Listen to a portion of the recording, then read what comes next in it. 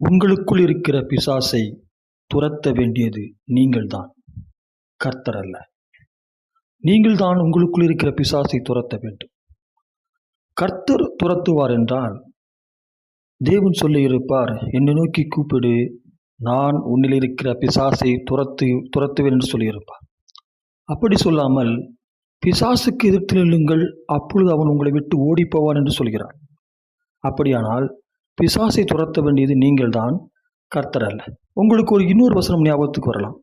இவ்வகை பிசாசு உபவாசத்தினாலும் ஜெபத்தினாலுமே அன்றி வேறொன்றினாலும் புறப்பட்டு போகாது என்று சொல்லப்பட்ட வசனம் உங்களுக்கு ஞாபகத்திற்கு வரலாம். இந்த வசனம் விசுவாசத்தில் குறைவுள்ளவர்களுக்காக சொல்லப்பட்ட வசனம். இந்த வசனம் விசுவாசத்தில் குறைவுள்ளவர்களுக்காக சொல்லப்பட்ட வசனம். இயேசு அதை சொல்லி அந்த பிசாசை துரத்துவதற்கு என்ன செய்தார் என்பதை கவனித்து பாருங்கள். அப்போ விசுவாசம் உள்ளவர்களாகிய உங்களிடத்தில் தேவன் சொல்கிற வார்த்தை இப்பொழுது என்னவென்றால், உங்களுக்குள் இருக்கிற பிசாசை துரத்த வேண்டியது நீங்கள்தான். நீங்கள் பிசாசிற்கு எதிர்த்து நில்லுங்கள், அப்பொழுது அவன் உங்களை விட்டு ஓடி போவான். எதிர்த்து நிற்பது என்றால் என்ன? உட்காரு என்று சொல்கிற பொழுது உட்கார மாட்டேன் என்று சொல்வது எதிர்த்து நிற்பது. எழுந்து நில் என்று சொல்கிற பொழுது எழுந்து நிற்க மாட்டேன் என்று சொல்வது எதிர்த்து நிற்பது. பாருங்கள், இப்படி உங்கள் வாழ்க்கையில் நீங்கள் இஎம்ஐ கட்டுகிறவராக, கடன் வாங்குகிறவராக இருப்பீர்கள் என்றால், நீங்கள் எப்படி பிசாசை எதிர்த்து நிற்க வேண்டும் என்றால், என் தேவன் என்னை பார்த்து நீ கடன் வாங்காதிருப்பாய், அநேகருக்கு கடன் கொடுக்கிறவா இருப்பாய் என்று சொல்லியிருக்கிறார், அதனால் நான் கடன்காரனாய் இருப்பதை வெறுக்கிறேன் என்று சொல்லுங்கள். இஎம்ஐ கட்டுகிறவனாக இருப்பதை வெறுக்கிறேன் என்று சொல்லுங்கள். அதை வெறுத்து தள்ளுங்கள். நீங்கள் வெறுக்கிற பொழுது, கடன் வாங்காத பொழுது நீங்கள் பிசாசிற்கு எதிர்த்து நிற்கிறீர்கள். கடன் வாங்கும்படியான சூழ்நிலை உங்களுக்கு உண்டாகிற பொழுது, நீங்கள் அதை வெறுக்கிற பொழுது எப்படி நீங்கள் பாவத்தை வெறுப்பீர்களோ அப்படி கடன் வாங்குவதை வெறுக்கிற பொழுது நீங்கள் பிசாசிற்கு எதிர்த்து நிற்கிறீர்கள். நீங்கள் பாவத்திற்கு எதிர்த்து நிற்கிற பொழுது, அதை வெறுக்கிற பொழுது நீங்கள் பிசாசிற்கு எதிர்த்து நிற்கிறீர்கள் அல்லவா? அப்படியே பணத்திலே உங்களுடைய செழிப்பை கெடுக்கிற பிசாசிற்கு எதிராக எதிர்த்து நில்லுங்கள். ஆமென். நீங்கள் பிசாசிற்கு எதிராக எதிர்த்து நில்லுங்கள், அப்பொழுது அவன் உங்கள் பொருளாதார வாழ்க்கையிலிருந்து ஓடி போவான். ஒன்றே ஒன்றுதான் சொல்கிறார், அவனுக்கு எதிர்த்து நில்லுங்கள். அதாவது கல்லை எடுத்தவுடன் நாய் ஓடுவது போல நீங்கள் எதிர்த்து நிற்கையும் அவன் ஓடி போவான். ஏனென்றால் அவனுடைய வல்லமைகள் எல்லாவற்றையும் இயேசு கிறிஸ்து சிலுவையிலே முடித்து விட்டார். அதனால் நீங்கள் அவனுக்கு எதிர்த்து நின்றால் மாத்திரம் போதும். நீங்கள் எதிர்த்து நில்லுங்கள். பாருங்கள், நீங்கள் கடன் வாங்குகிறவராக இருக்கிற பொழுது, கடன் கொடுக்கிறவருக்கு மாத்திரம் நீங்கள் நன்மை செய்கிறவராக இருக்கிறீர்கள். எப்படி? நீங்கள் கடன் வாங்குகிற பொழுது கடன் கொடுக்கிறவருக்கு, உங்களுக்கு கடன் கொடுக்கிறார் அல்லவா, அவருக்கு நீங்கள் நன்மை செய்கிறவராக இருக்கிறீர்கள். ஆனால் நீங்கள் கடன் கொடுக்கிறவராக அநேக ஜாதிகளுக்கு, நாடுகளுக்கு, அநேகருக்கு நீங்கள் கடன் கொடுக்கிறவராக உயர்கிற பொழுது நீங்கள் அநேகருக்கு ஆசீர்வாதமாக இருப்பீர்கள்.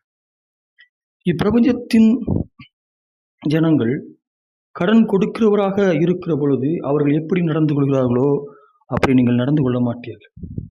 அதனால் நீங்கள் அநேகருக்கு ஆசீர்வாதமாய் நன்மையானவராய் இருப்பீர்கள். அதனால் நீங்கள் செழிப்பை விரும்புங்கள். பொருளாதாரத்தில் பிசாசிற்கு எதிர்த்து நில்லுங்கள். தேவன் நம்மை கடன் பட்டவராக இருப்பதற்காக தேவன் தரித்திரராகவில்லை, நம்மை ஐஸ்வர்யவான்கள் ஆக்கும்படிக்கு அவர் தரித்திரராக இருக்கிறார். அதனால் பிசாசிற்கு எதிர்த்து நில்லுங்கள். ஆமென். தேவனுடைய வார்த்தையை கொண்டு எதிர்த்து நில்லுங்கள். உங்களுக்காக சொல்லப்பட்ட ஒவ்வொரு தேவனுடைய வார்த்தையும் எடுத்துக்கொண்டு, தேவனுடைய அந்த வார்த்தை என் வாழ்க்கையில் நடக்க வேண்டும், அந்த வார்த்தை என் மேல் பலிக்க வேண்டும் என்று அந்த வார்த்தையை சொல்லி சொல்லி பிசாசிற்கு எதிர்த்து நில்லுங்கள். ஆமென்.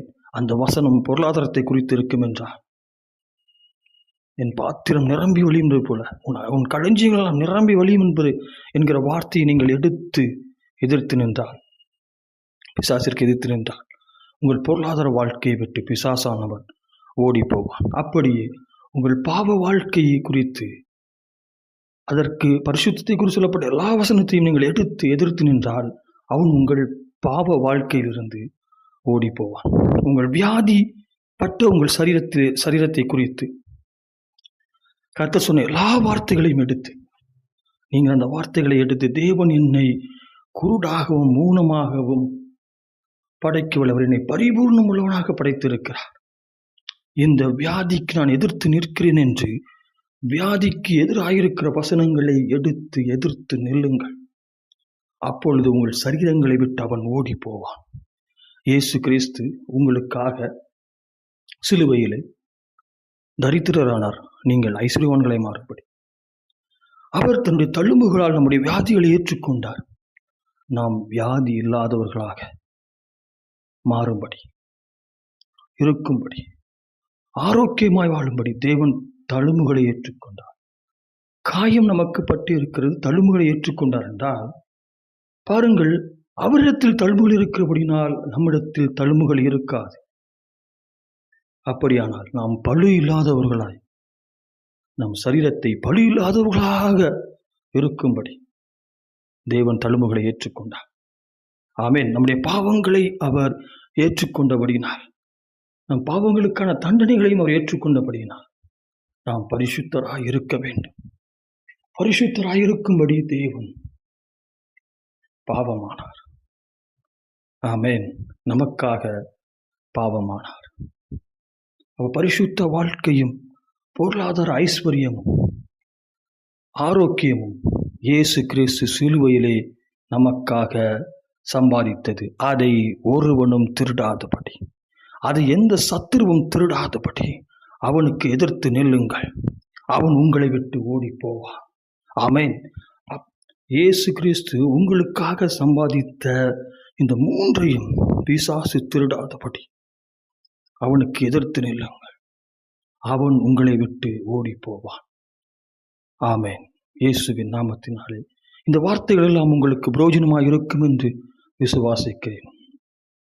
கர்த்ததாமே இந்த வார்த்தைகள் உங்கள் வாழ்க்கையில் நடக்கும்படி செய்வாராக. இயேசுவின் நாமத்தினாலே ஆமென். ஆமென்.